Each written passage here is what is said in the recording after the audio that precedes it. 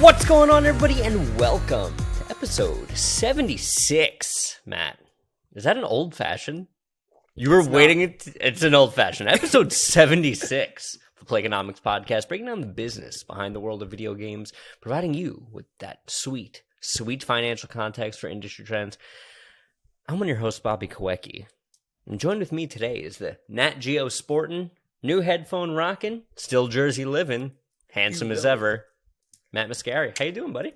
What an intro for our first 2023 episode. It's good to be back. Didn't think we'd make it. I'm gonna level with you. I didn't think I was gonna make it. I didn't think so either. I really didn't. They had me in the first half. I'm not gonna lie. The first half of the first day of 2023. We're actually recording this still in 2022. Oh my God, you had to tell him. I did. It's Thursday. We always record in advance. We don't give you news as it happens. We give you news when you need it most. But I just wanted to point out really quickly that these specific headphones weren't a Christmas gift. However, these are Naruto headphones. Yeah, just take a second in this show what Santa brought you. Next episode, I'll do a full reveal. I don't have it prepared. But I might actually just hop on to the YouTube myself, do a full unboxing, and just that will not go nowhere near. I know how to upload content, Bobby. And I know how to delete a channel. Listen, we're a Naruto all podcast other now. Videos will be tainted. We're a Naruto podcast now. I only play video games as Naruto, and that's why I played Fortnite that one time. But Happy New Year, everybody. We did it, man. But Christmas was good? Yeah, all solid. Did you strategize in the shape of a triangle at all? Absolutely not. We'll get to what we've been playing in the middle of the episode, unless you want to cover it now. Why not? Let's start. Let's shake it up at the top. Let's go through what we've been playing. Let's throw everybody for a loop here, as Matt definitely doesn't drink an old fashioned. It's actually Metropolitan, but okay, it's called a Manhattan. Nope, this is Metropolitan. Oh, it's brandy, not Scotch. Goes to New York City one time. What have I been playing? I have been playing two games that, tiny, small games that do not require any sort of time investment at all. And those are The Witcher 3, Wild Hunt. No time. And Destiny 2. So let me touch on both those briefly. Witcher 3, Wild Hunt. Got the PS5 upgrade. Got the new camera angle. Got the 60 frames a second. And Mother of God. This is so much better than literally any other RPG in the 7 years since it was released. It is astonishingly good. You're going to tell me it's as good as Elden Ring? From a story perspective, it is. Oh, well, that's fine. But listen, that's part of an RPG. And for as technically sound and the open world is great and all the different builds, the story is not why you go to Elden Ring. No. The story is why you go to The Witcher 3. And there are some side quests in this game, one specifically, if you've played the game, The Bloody Baron, that is so... Okay. So perfect example, spoiler alert for a game that came out in 2015. Very early on in the game, with the first little town you're in, you get a side quest from a dwarf. Mm-hmm. That is a character in the game, not a slur. He's a dwarf. And his forge has burnt down. And he goes, "Can you help me find the perpetrator?" So you use your Witcher senses and you find footprints out of the back of the cabin, and you track the footprints until you find the guy who's drunk, right? He was a drunk. He got drunk. He burned the dwarf's cabin down. And that guy says, "Hey man, shit happens. Won't happen again. Here's $20. Let me go." And at that moment, you have a choice to either take the money and just tell the guy couldn't find him, or turn the guy in. Yeah. Now, if you are playing as a good Samaritan because you want to do the right thing, right? You want to do the right thing, and you want to turn him in. So you take him over to the dwarf, and the dwarf calls the guards over, and he goes, "This is the guy who burnt my house down." And then what do you think happens next, man? He dies instantly. Immediately, they're like, well, no, I think the exact line is, "No trial needed, just a tree. Come with us." And you're like, my light just turned off. And you're like, what? Excuse me? What just happened? As Matt coughs to death and my light goes out. And in that moment, you're like, did I make the right choice? What just happened? What just happened? And that is the tip of the iceberg when it comes to Witcher 3 quests. It's a 156 million hour game. But it's great. Love it. It is worth all the hype, and the update is everything that it should be, right? The new controller tweaks, great, love it. The second game, and I'll try to fix my light here as I've been cast into darkness here on set, is Destiny 2. And you're probably saying to yourself, Bobby, you have this yearly like infatuation where you forget Destiny exists, and then something will come up, and you're like, oh my god, Destiny 2 exists, and then you're balls deep in Destiny for like 6 to 8 weeks. And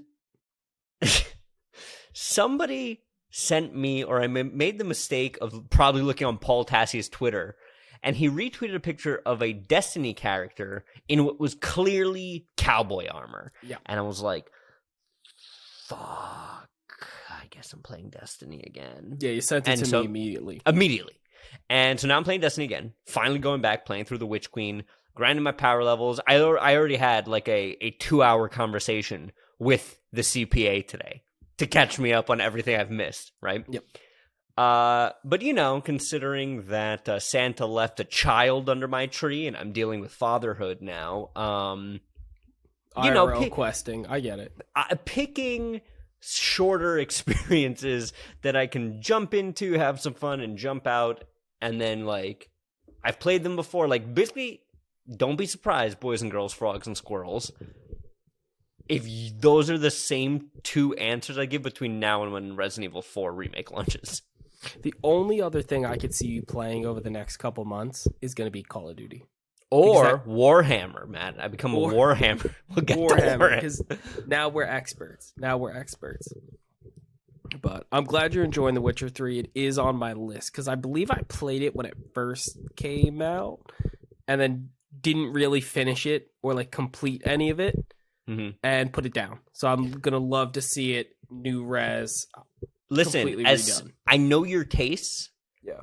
And what I said to you was, it is if you really like the open world of Elden Ring, and I know you love the questing of WoW and D&D, bro, I think Witcher 3, if you give it like a really honest try, is gonna get its hooks in you more than you know or expect. What came out around the time of The Witcher 3? Oh, hold on.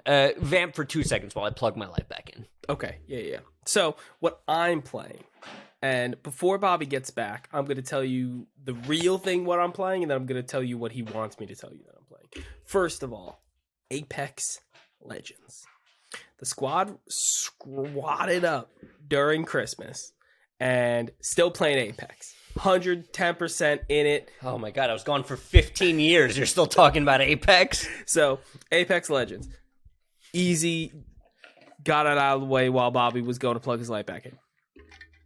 Second thing I played, and is probably the most interesting to most people on this channel, is High on Life. Tell me all about it. We will get into High on Life. Do you want to get it during one of our news sections, or do you want to just? Yeah, we'll breeze by it in the mini topics. Just kind of give me the 30,000 foot view here. Yeah, it's awesome. It's basically like you're in a Rick and Morty episode, or in a what's the actual Justin Roiland. Morty, right? Yeah, Justin Yeah. Roiland. He does the writing for all of them. Yes. And game's absolutely phenomenal. The gameplay itself, like as a first-person shooter, leaves a little bit to be desired. That's not why you're there, and you know it. Yeah, but like if you're critiquing the game because of it's not as good of a shooter as Call of Duty, you're playing the wrong game.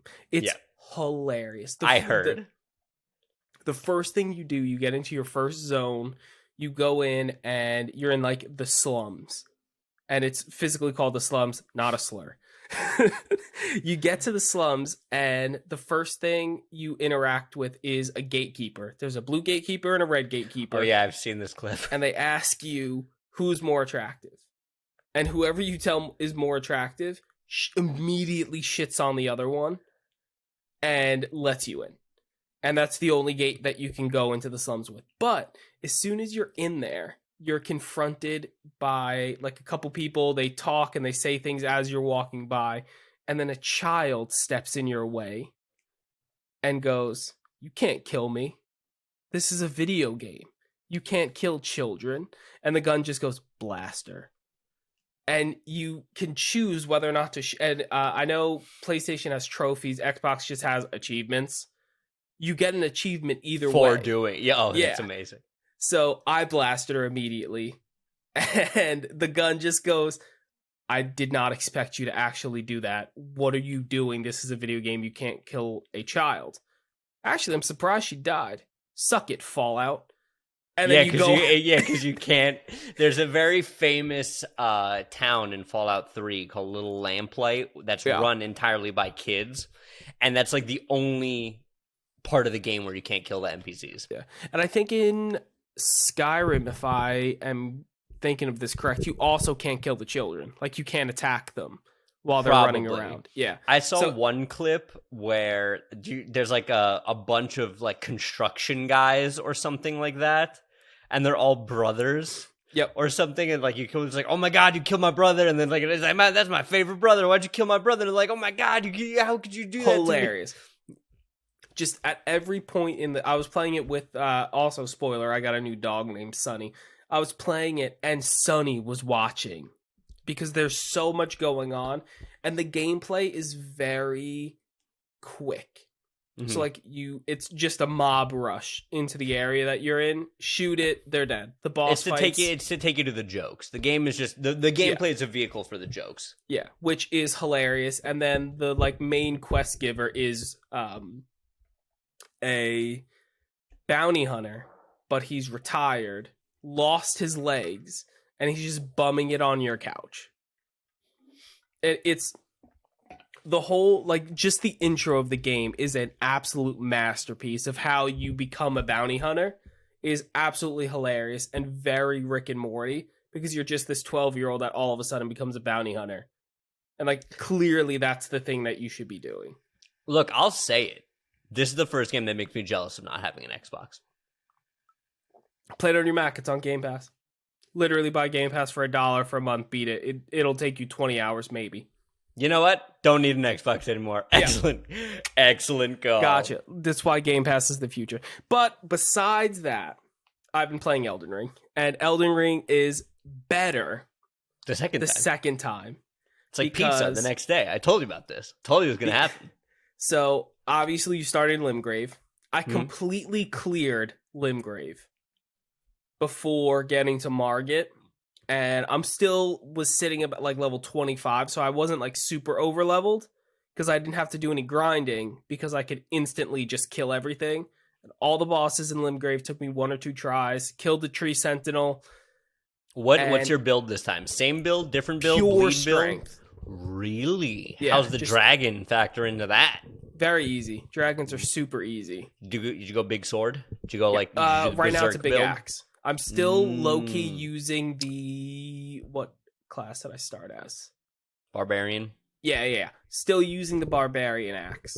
Waiting for some... I'm thinking of using Godric's axe. But everything uses so much fucking dexterity. Hammer? Is he not a hammer? It's an axe. It's definitely an axe. Yeah. Wonderful. Anyway. But... Yeah. This happened to me a couple months ago, you'll remember. Where it's just... I fell back in the pool. And, like, there's just bosses that are clicking because I understand the game better. Where I legitimately thought that Margit's first combo was undodgeable. And now you see the Matrix. And I'm just like, bro, but if you roll to the right and forward, money. It's money. And it's exactly what you said. It's like seeing the Matrix. Like, all of a sudden... all of these fights that I thought were legitimately impossible, and I'm like, and I had to get some type of ranged magic spell, because the first time I went through I was a paladin, and I needed some type of holy magic to fight these people because I needed to be at a range. I no longer need it. It's just straight up in their face. I use the spirit summons sometimes. I try to beat the boss without it. It's okay. I know. Okay, man. I have beaten boss, like I beat the tree sentinel without summons, because the horse people are just a non-issue now because they all do the same thing. So I'm gonna beat this. I'm gonna get into The Witcher. I'm gonna finish High on Life, and then by that time the new Fire Emblem. Listen. I'm willing to forego, because I know you'll pick up Witcher and hate it. And what? And I think you'll hate it. Like, if you're because if you've got the Soulsborne bug, you got to strike while the iron's hot. You got Get it. into Sekiro? You got to fucking pick up Sekiro. You got it. I've looked up gameplay. It looks legitimately fucking impossible. I promise you, it's amazing. Like and from what I've been reading about it online, it's like the first playthrough is miserable, and you're not gonna learn how to play until like 75% way through the game. All right. But that's what I've been playing. Little bit of Apex, lots of Elden Ring, some High on Life spread in. Very drastically different experiences. Peak video games right now. You know what I haven't picked back up? I lied. I did pick it back up. I started Pokemon Scarlet. Okay, mini topics. One more time. Didn't even get through the intro scene. I was like, why would... It literally queues up, and you're seeing the legendary. You see it blink. What? 2 frames a second. You see the legendary open its eye, and I had a flashback to Ocarina of Time. Okay. And was like, these are the same graphics. Oh yeah. And I shut it off. And I was like, you've come to Jesus, it would appear. Like, I'm staring at this screen. I'm like, why does this seem so familiar? I was like, I did just play this game a couple months ago. And then I saw the dragon's eye open. I'm like, oh, that's an N64 level graphic. And then it zooms out of the school, so you can see this big massive scope of Paldea. It looks awful. It looks horrendous.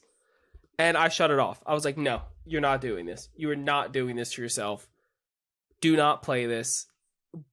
Best case scenario with a Pokemon game, I will play Sword and Shield again, because I do still feel that's a fantastic Pokemon game. However, Scarlet and Violet completely soured Pokemon with me. I don't even think they could get me back into that game with a Let's Go Johto. They need to straight up remake. Let's calm down. They would need to make. Let's take our foot off. No. I have decided that short of them delivering me Heart Gold and Soul Silver again, just a virtual console version, which I, to be very clear, I would not hate or say no to under any circumstances. They don't even need to make it run like a Switch game. They could give me Heart Gold, Soul Silver like they did Brilliant Diamond and whatever Pearl. I would take that, and that is the only Pokemon game I will buy from now on. Yep. But let's get into the mini topics. How far into this episode are we? 20 whole minutes, baby. 20 minutes? Haven't even talked about the news. What kind of channel are we? Let's talk about some news, Matt. I think, owe an apology to some people.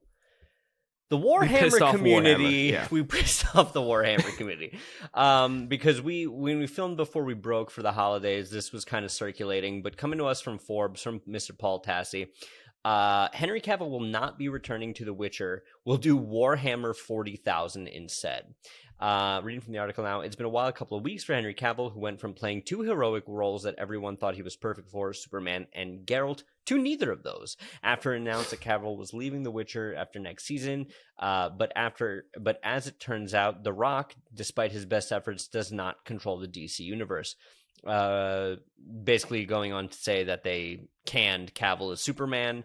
So he left Witcher, left Superman, and then like a day later in an Instagram text post just goes,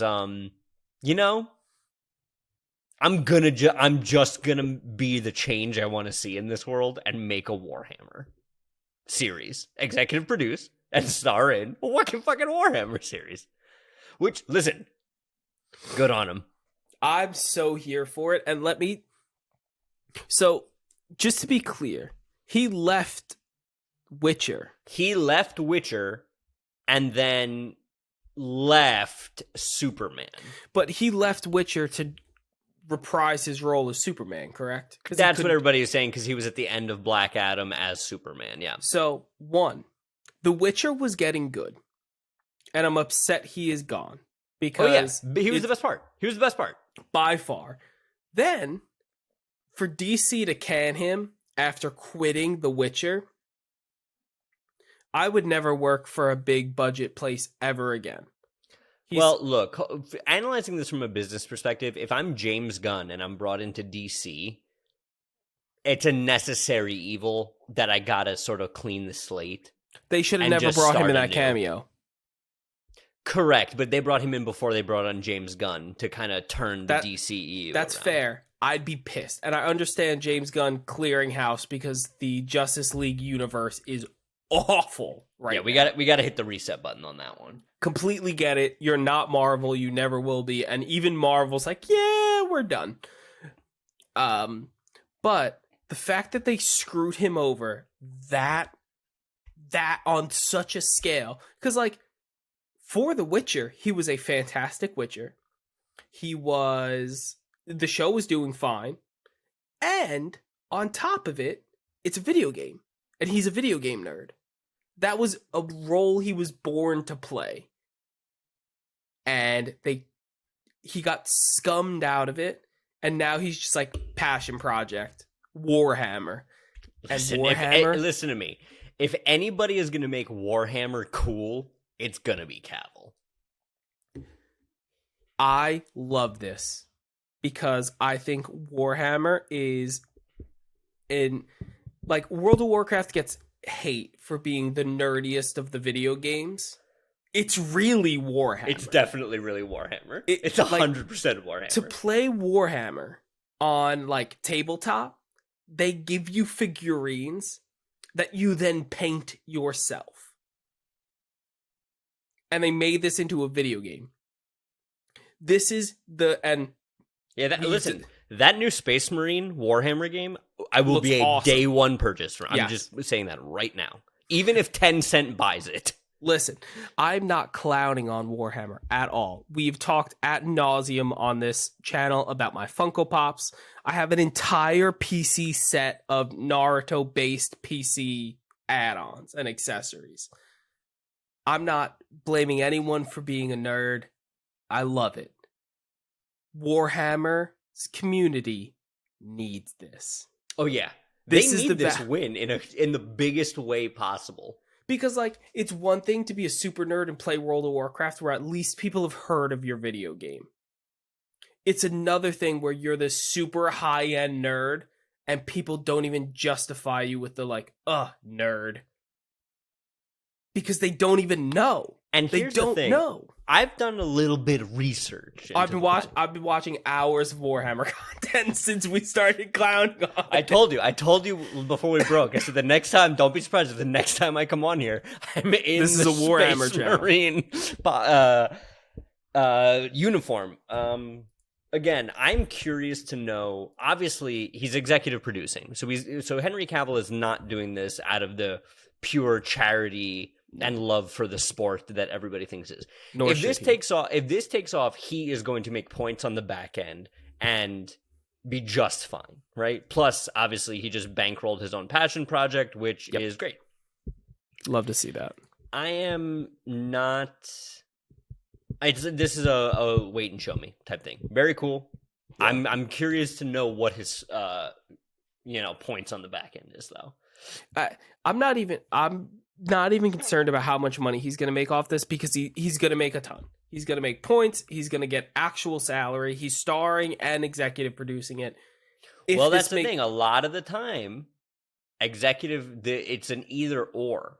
If you get an executive production cred, you'll sometimes take a minimum, like a union minimum, because you're making points on the back end, and if you really believe in it and you're putting up some of your own money that you're looking for a return on, right?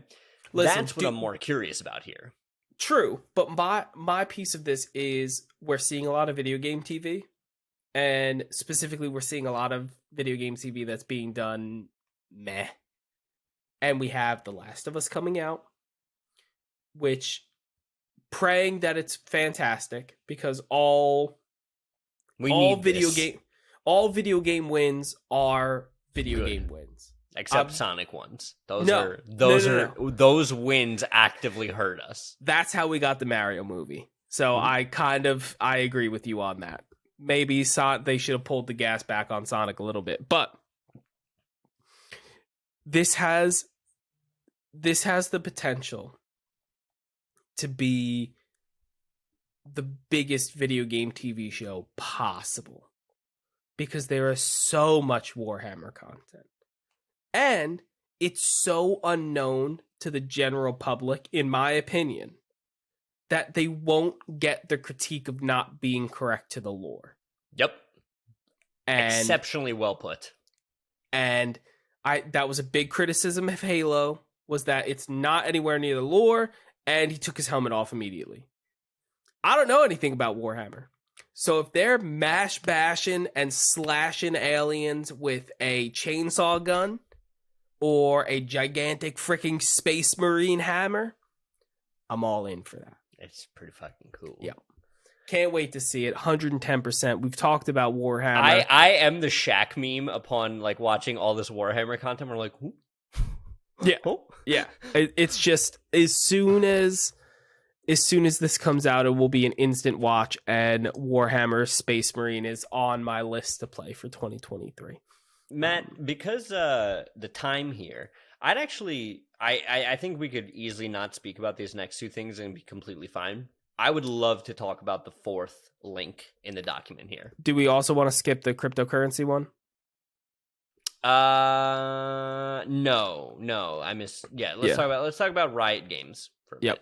Boys and girls, frogs and squirrels. Let's talk about Riot Games. You know, you love Riot Games. You know who Riot Games doesn't like, though? This is coming to us from Jeffrey Rousseau over on gamesindustry.biz. Riot Games does not like FTX. No. Actually, nobody who invested money with FTX likes FTX right now. But Riot Games, is the title, files motion to end deal with cryptocurrency firm FTX. The League of Legends maker notes the outfit's bankruptcy and controversies have damaged its public image. That's hysterical because Tencent owns Riot Games. Yep. League of Legends maker Riot Games has filed a motion to end its deal with cryptocurrency company FTX. As reported by researcher Molly White, the company attributed the decision to FTX's file for bankruptcy. Riot originally entered a deal in 2021 to promote FTX's brand in connection with its esports circuit, the League of Legends Champion Series. In the year 2022, FTX owed Riot $12.5 million, but so far have only covered 6.2 of that balance. Yikes. FTX owes a lot of people a lot more money. Yeah, FTX, listen, there's a lot like higher on the food chain payouts that need to happen from the FTX thing, but it's hysterical that Riot is the one that gets hurt by this.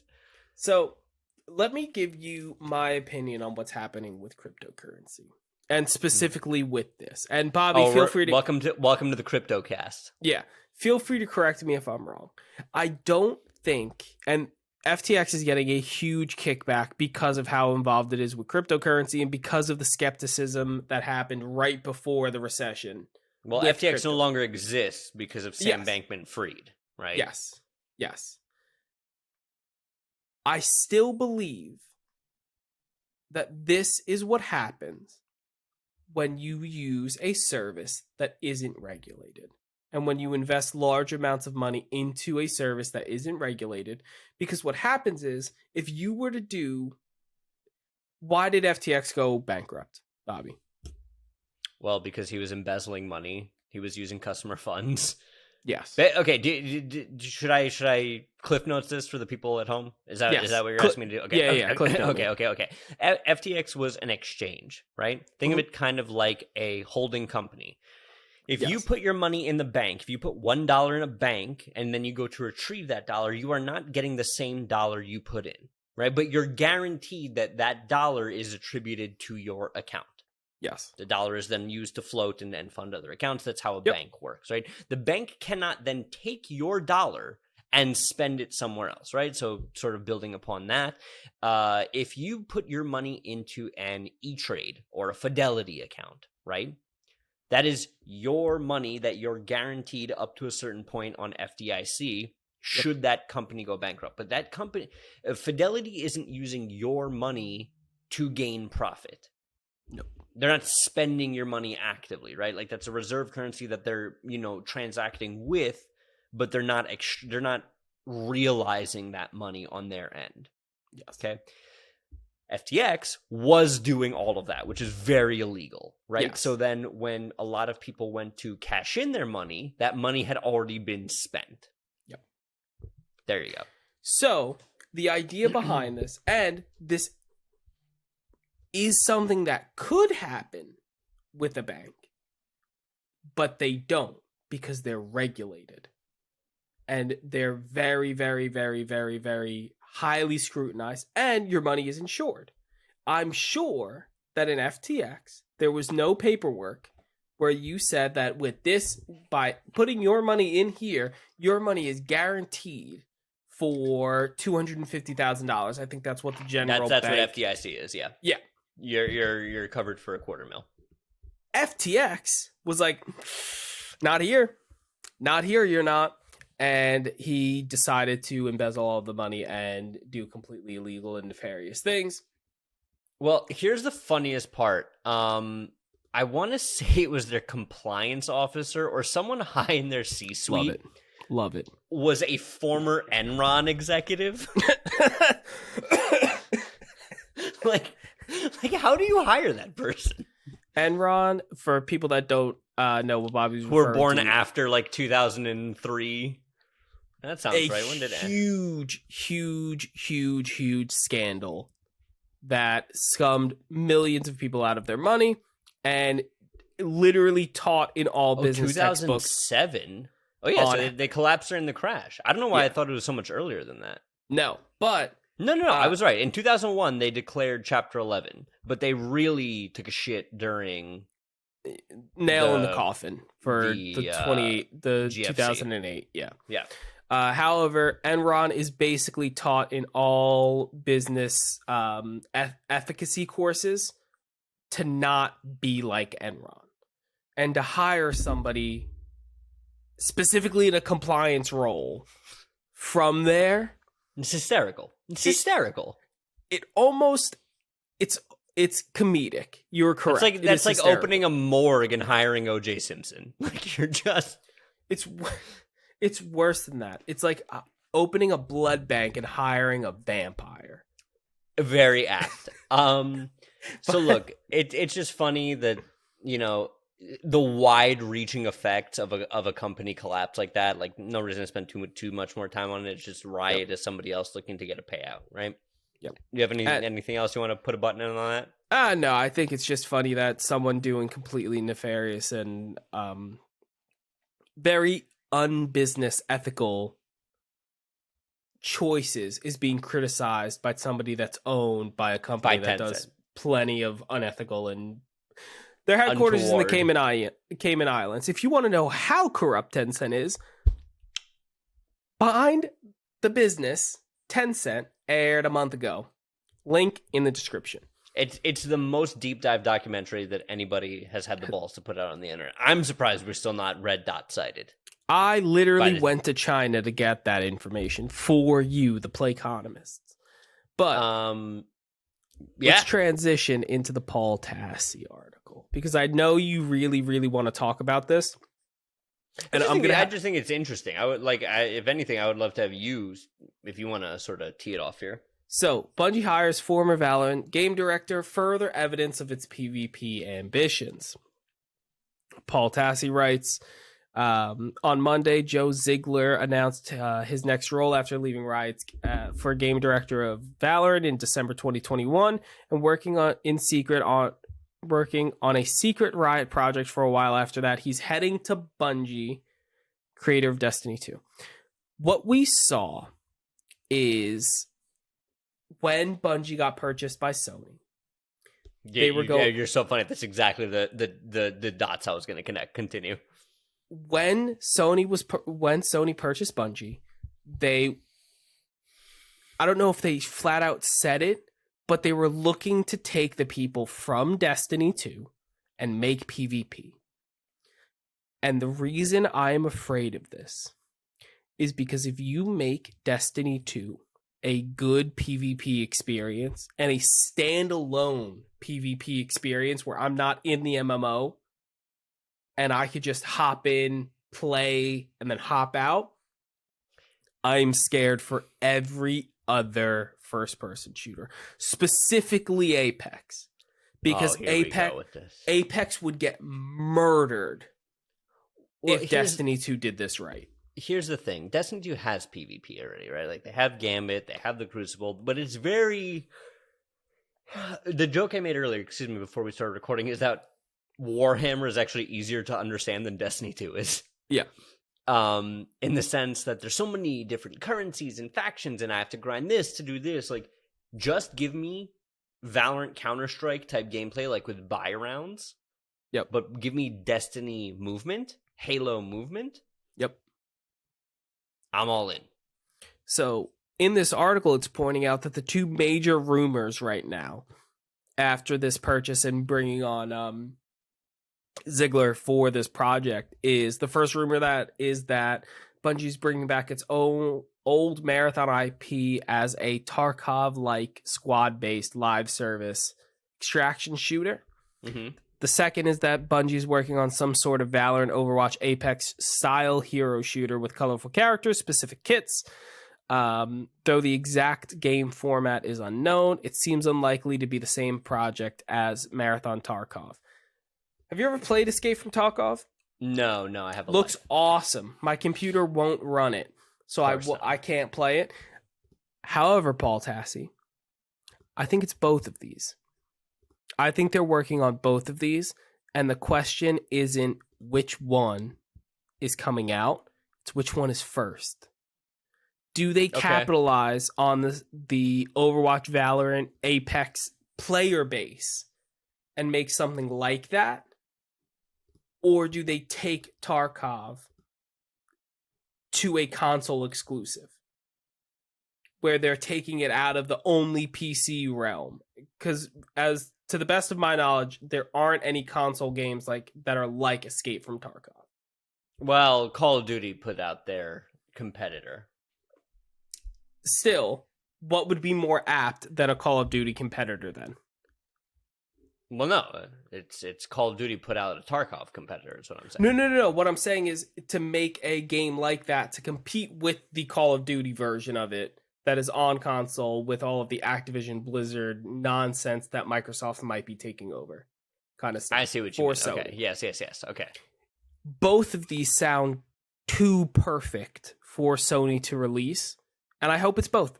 I really do, because the content that Destiny is putting out is fantastic. I think that Destiny in itself is a good game. It's just a game I don't have time for.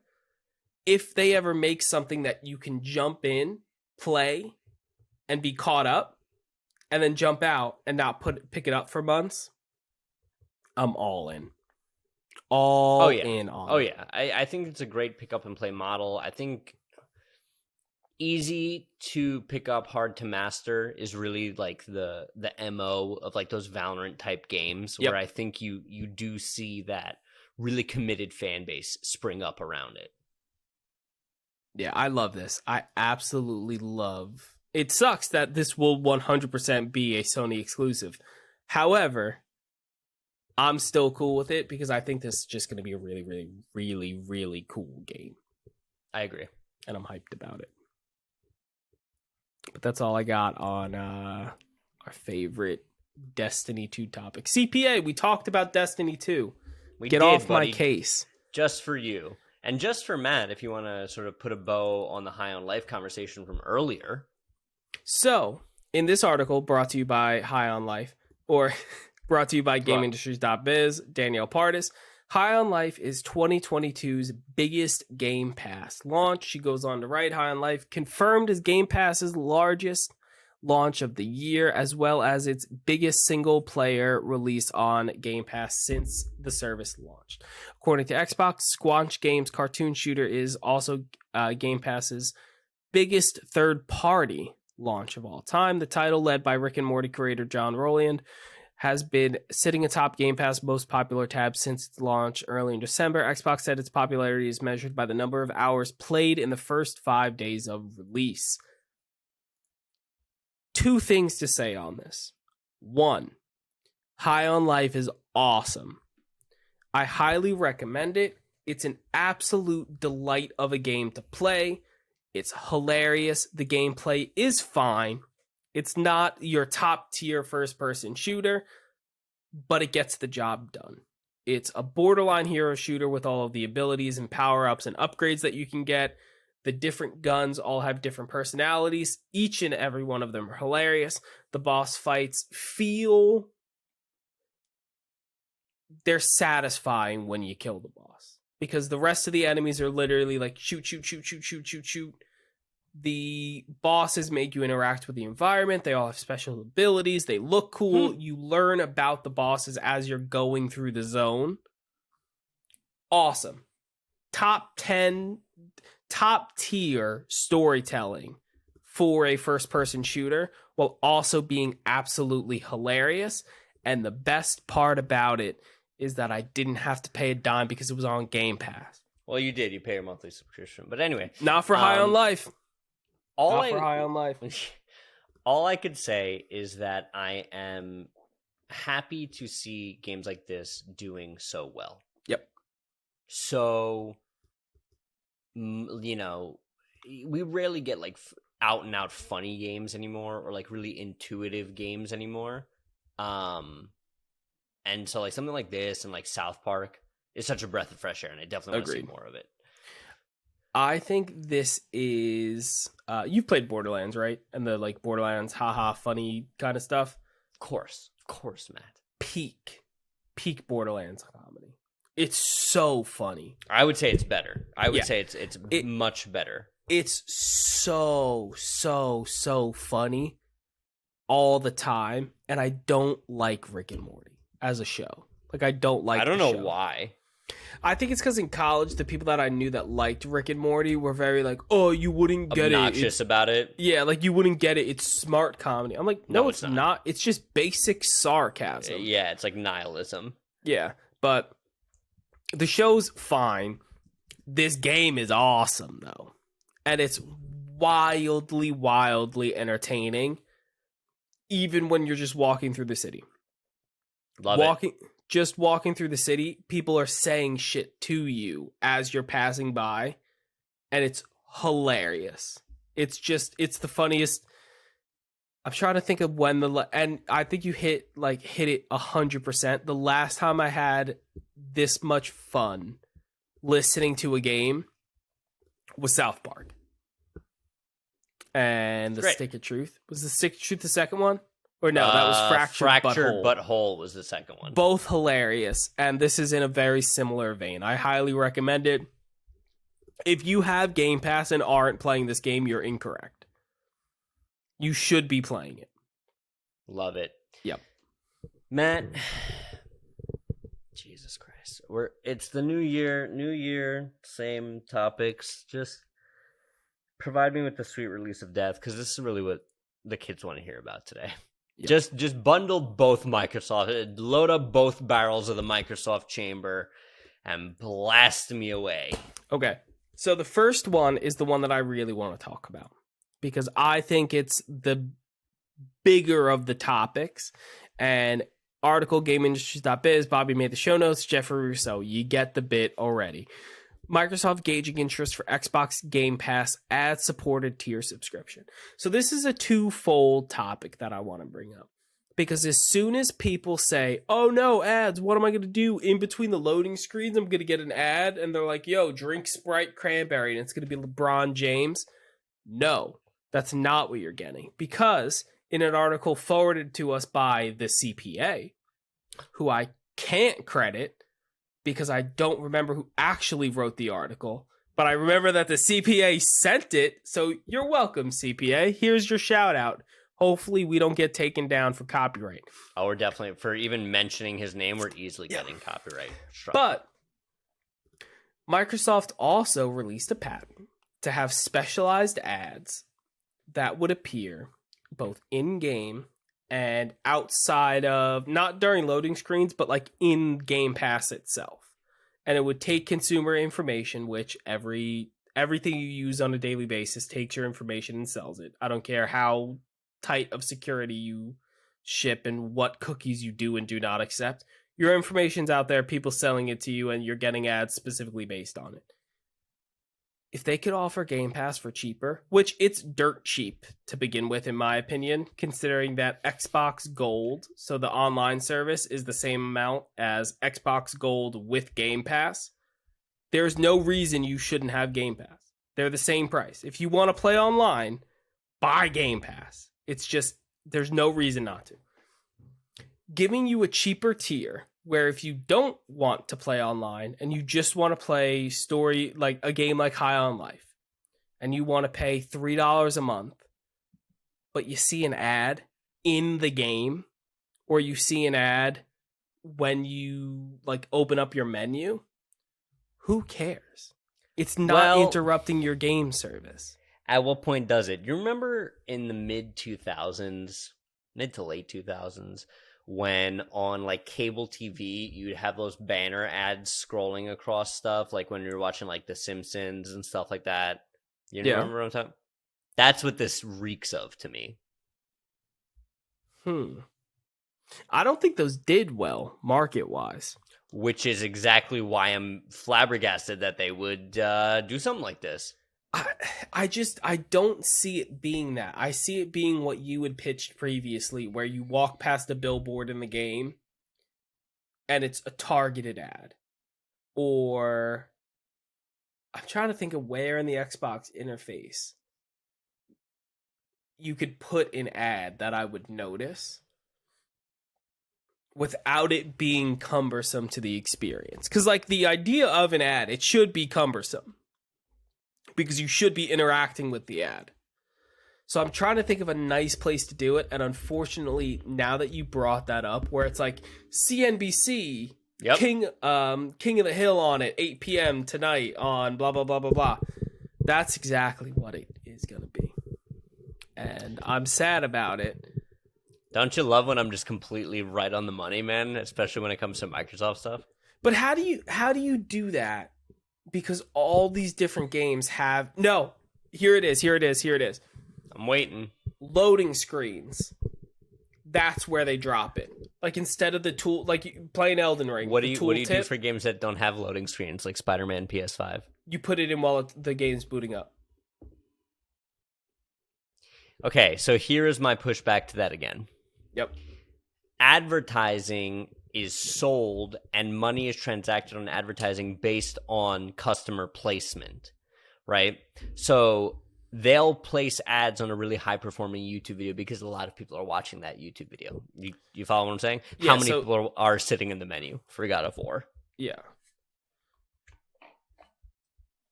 None.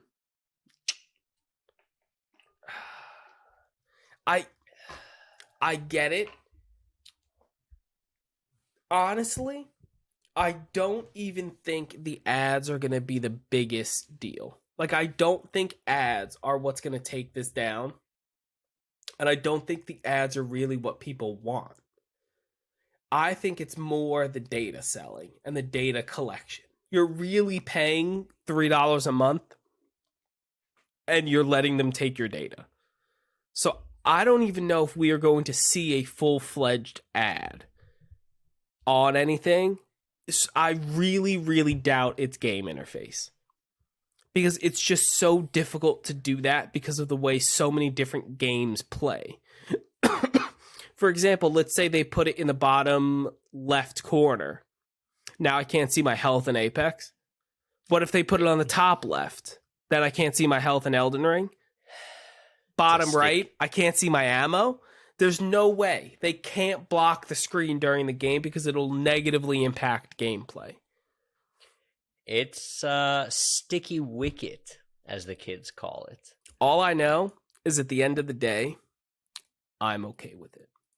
They'll figure it out. I have 100% faith in Microsoft to handle ads correctly. 110%. There's the clip. 110%. Microsoft is going to handle ads correctly because at the end of the day, I don't think they care about the ad itself. I think they care about the data they're getting from you playing the game. And that is more valuable to all marketing companies, is what do you want? And what can we then target you with ads? Not, can I target an ad to you in this game? Yes and no. Matt? Second Blizzard topic? The second Blizzard... Oh, is it Blizzard or is it Microsoft? Because are they the same? They're not yet. It hasn't been purchased. The second Blizzard topic... Or no, I guess it is a Microsoft call. Microsoft thing. Microsoft is suing the FTC. Microsoft hates America, is what Matt's trying to say. No. The FTC hates America because Microsoft is doing the most American thing you could do in the entire world, is say that something is unconstitutional and therefore incorrect. There is nothing more American than grabbing the Constitution and being like, bro, I don't see anywhere that we can't buy Call of Duty in this. And if it ain't in this, that's unconstitutional. So I'm buying it. That's the most weak tea ass argument ever. That's the what would Jesus do of business. Listen. You know what else is weak? Saying that Game Pass and having Call of Duty on Game Pass is going to cripple Sony, and then in the same month releasing an article saying that Game Pass is a non-threat to Sony.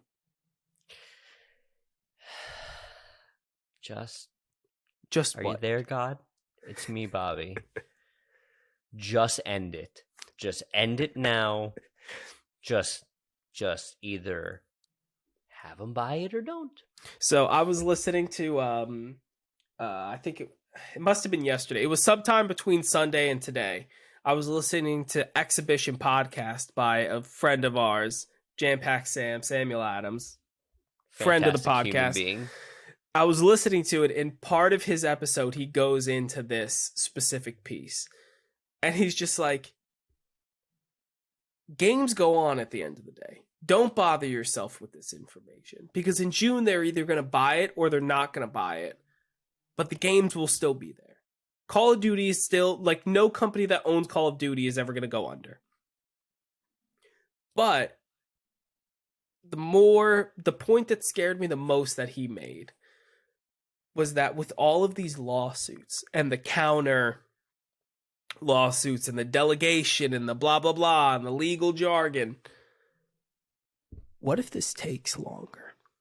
What if it's not in June you can't buy it, or you can buy it in June? It's, let's see in January if you can buy it, and then after that it's June 2024, can you buy it? That's what I'm afraid of, and that's what Sam brought up, and I'm horrified at that realization. Sam, thank you for ruining my Wednesday afternoon. However, lovely podcast episode. Hope you're on the channel soon. Love it. Love it. Final topic. Matt, why don't you bring us in for a landing with this baby? Because the drama ain't over. No, sir.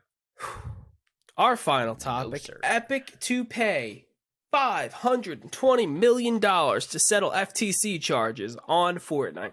First of all, does the FTC just hate fun? That's where you're asking yourself, because this is 2 articles in a row that we're talking about things the FTC are doing, and it seems like they hate fun.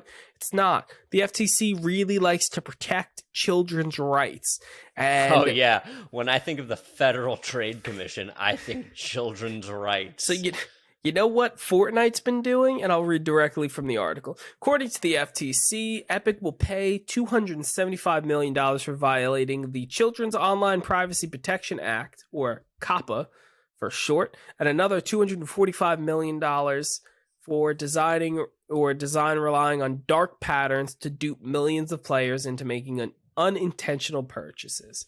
The privacy violations include collecting personal information from children under the age of 13 without parental consent or notification, as well as enabling voice and text chat for children and teens by default.